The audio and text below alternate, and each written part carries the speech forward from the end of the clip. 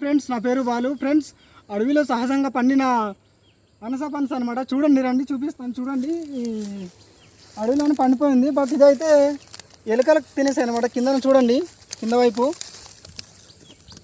చూడండి, ఎవరు కోసి తీసుకెళ్ళిపోవడం వల్ల కింద అయితే ఎలుకలు తినేసాయి.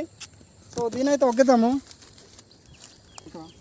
ఫ్రెండ్స్. ఇంకోటి అయితే ఇక్కడ పండు ఉంది, అదైతే వేస్ట్ అయిపోయింది కదా, ఎవరు అడవికి రాకపోవడం వల్ల అది అలాగే పండి అక్కడే కుళ్ళిపోయినట్టుగా ఉంది. సో ఇదైతే ఇక్కడ పండుంది కదా, ఇది బాగుంది. సో ఇదైతే కోద్దాం మేము. చూడండి ఫ్రెండ్స్, స్మెల్ మాత్రం గుమగుమలాడుతుంది.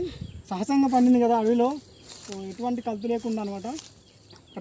ఫ్రెండ్స్ చూడండి, ఎంత స్వీట్గా, స్మెల్ కూడా స్వీట్గా వస్తుంది. తిందాము. సూపర్ కనిపిస్తుంది కదా.